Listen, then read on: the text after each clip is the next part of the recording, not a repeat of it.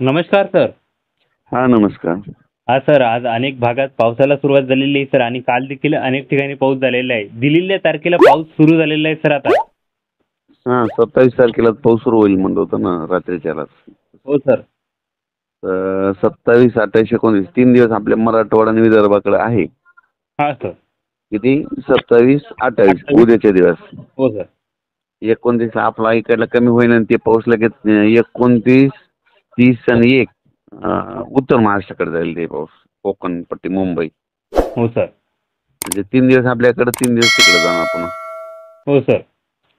आज नक्कीच सर कोणकोणत्या जिल्ह्यामध्ये पाऊस राहू शकतो आणि कशा आज प्रकारे सगळीकडेच, आज विदर्भात वर्धा, नागपूर, भंडारा, गोंदिया, चंद्रपूर, यवतमाळ, वाशिम, हिंगोली, परभणी, नांदेड, पुन्हा अमरावती, अकोला, बुलढाणा, जालना, संभाजीनगर, बीड जिल्हा, लातूर जिल्हा, धाराशिव, सातारा, सांगली, सोलापूर, कोल्हापूर, पुणे, अहिल्यानगर हो सर. ह्या पट्ट्यामध्ये आज हो सर. राहणार आहे.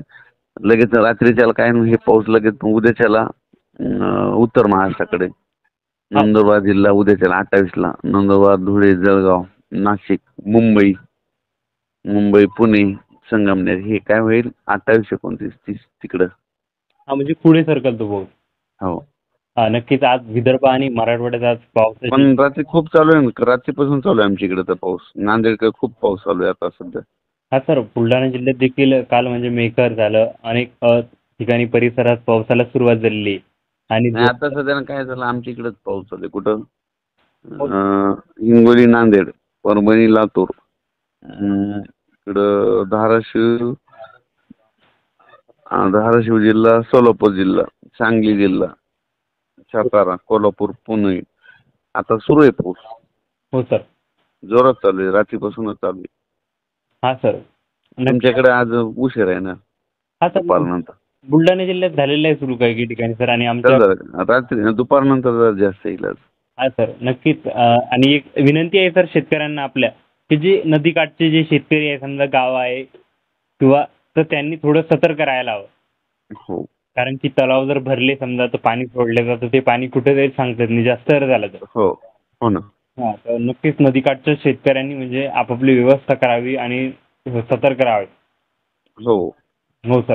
नक्कीच सर, आपण या खरीप हंगामामध्ये म्हणजे या 2025च्या हंगामामध्ये आपण एवढे अंदाज दिले सर, नक्कीच त्या शेतकऱ्यांना फायदा झालेला आहे सर. आणि वेगवेगळ्या शेतकऱ्यांना म्हणा काय का काही ठिकाणी समजा एकूच जातात. विदर्भात काय होईल, 30, 1, 2 ला थोडं ऊन पडेल. हा, 30 सप्टेंबर, 1 ऑक्टोबर, 2 ऑक्टोबर. तर पुन्हा काय होईल, लगेच 4, 5 ला पुन्हा थोडा पाऊस येईल. हा सर. हो.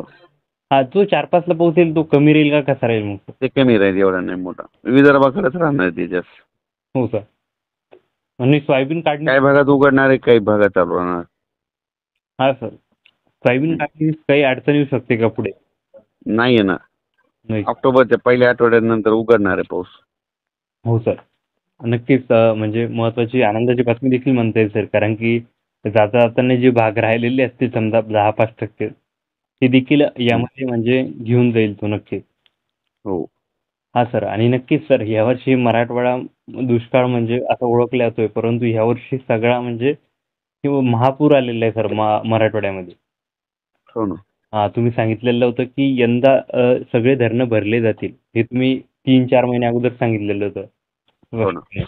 तर ते नक्कीच धरणं भरलेले आहेत सर.